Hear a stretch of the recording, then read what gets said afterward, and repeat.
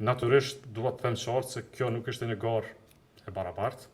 Përballë kishim një aparat të tërë të pushtetit, një propagandë që nuk zgjodhte mjete, një makineri shtetërore pashtu të vendosur në funksion elektoral dhe një klimë politike ndërtuar shpesh mbi dasi, mbi frikë dhe përçarje.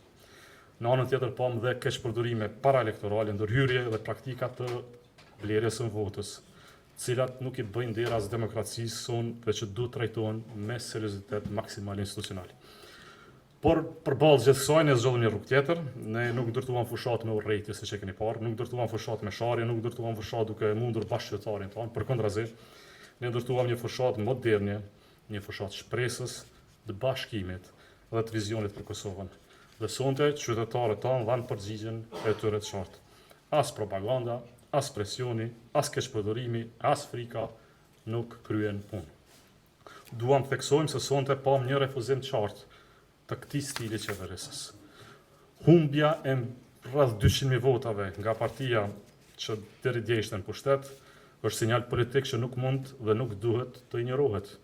Ky popull po thotë qartë se e refuzon edhe përçarjen, po kërkon kompromis, po kërkon stabilitet institucional, po kërkon zhvillim ekonomik dhe normalitet politik. Shumica shqiptare sot ka një përfaqësim tjetër politik dhe një mesazh tjetër politik, një mesazh që duhet dëgjohet me qetësi, me përgjegjësi dhe maturi. Prandaj LDK, që nga nesër, do të angazhohet me seriozitet plot në ndërtimin e një platforme politike që i shërben Republikës Kosovës. Një platformë që siguron stabilitet institucional fillimisht, një platformë që garanton orientimin e qartë të Republikës Kosovës drejt botës euroatlantike, një platformë që vendos Kosovën në rrugën e zhvillimit politik, të forcimit shtetit dhe të rikthimit besimit qytetar. Kosova pra ka nevojë për stabilitet, ka nevojë për bashkim, ka nevojë për pjekuri politike dhe ne do të sillemi që nga nesër në përgjithësi për qytetarët tonë edhe ato që na kanë dhënë ata sonte.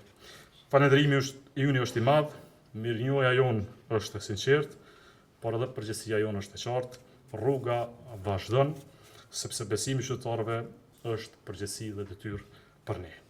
Dhe në këto momente më lejoni që t'ja kaloj fjalën Presidentës Vjosa Osmani dhe ta falenderoj poashtu për një fushat të jashtëzakonshme dhe një rezultat që falë frymës së bashkimit e bashkëpunimit e rikthen LDK në shtratën e vet dhe stabilizon për një të ardhme të shkëlqyeshme përpara. Ju faleminderit për punën e madhe që keni bërë gjatë ditës sotme. Vjos